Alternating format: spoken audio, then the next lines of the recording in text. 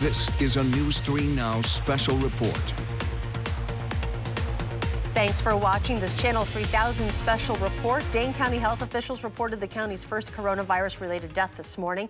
Milwaukee County later announced its fourth death, bringing the total in the state to 7. There are now at least 624 recorded cases of COVID-19 in Wisconsin, 88 cases in Dane County, moving up 16 from yesterday. Milwaukee County has the most in the state, with at least 325 cases. One of the confirmed cases is from an employee at Fort McCoy. A Department of the Army civilian employee tested positive for COVID-19 yesterday.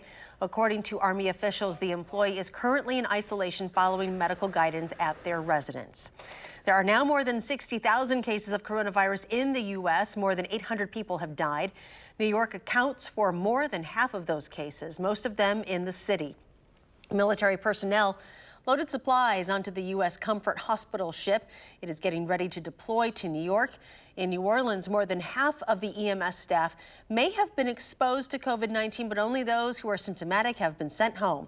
Louisiana has one of the fastest growing rates of infection in the nation.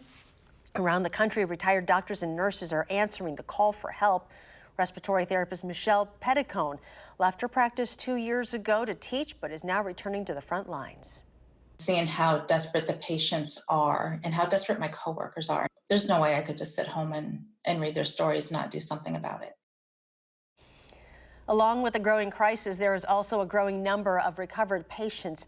87-year-old Frank Eller is back home in San Diego. 2 weeks ago, the retired Marine who has emphysema in one lung was in critical condition. For most people, the coronavirus causes only mild or moderate symptoms, and those with mild illness recover in about 2 weeks. Governor Evers' safer-at-home order is now in effect, and that order says you can only leave your home for essential trips like purchasing groceries or medication or going to see loved ones. You cannot host gatherings of people beyond the ones living in your home. Governor Evers and local law enforcement are telling people that they are not required to have special permission or paperwork to leave their homes. They will also not be pulled over by officers. Now, here is a list of essential and non-essential businesses. Hardware stores, gas stations, pharmacies, healthcare, convenience, and grocery stores will remain open during the safer-at-home order. Schools, libraries, movie theaters, playgrounds, salons, and gyms will remain closed.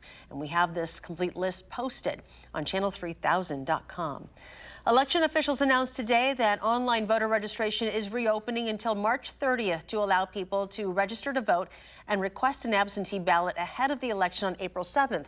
A federal district court ordered that online registration be extended to give people who are unable to leave their homes due to the coronavirus more time to register and request an absentee ballot.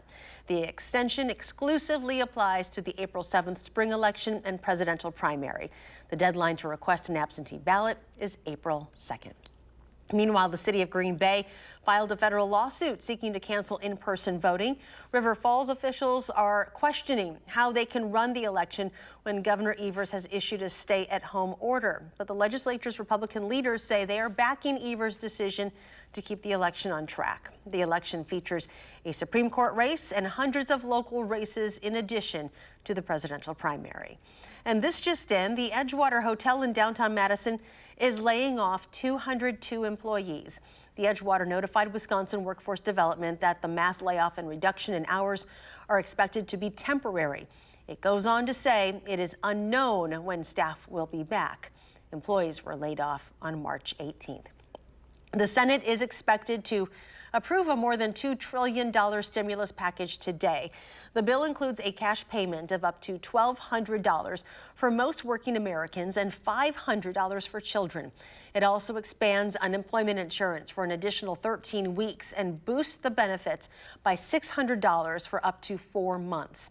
The plan contains nearly $400 billion in loans and grants to small businesses to keep workers on the payroll, plus another $500 billion in loans for major industries like airlines. These benefits will be much easier to access and will be expanded to include part-time, self-employed, freelancers, and gig economy workers. It's a rescue operation. The resources that our healthcare providers need and the resources that our economy needs. The president is also stepping up his calls to get Americans back to work by Easter. He says he will reevaluate when the national 15-day social distancing guidelines expire next week.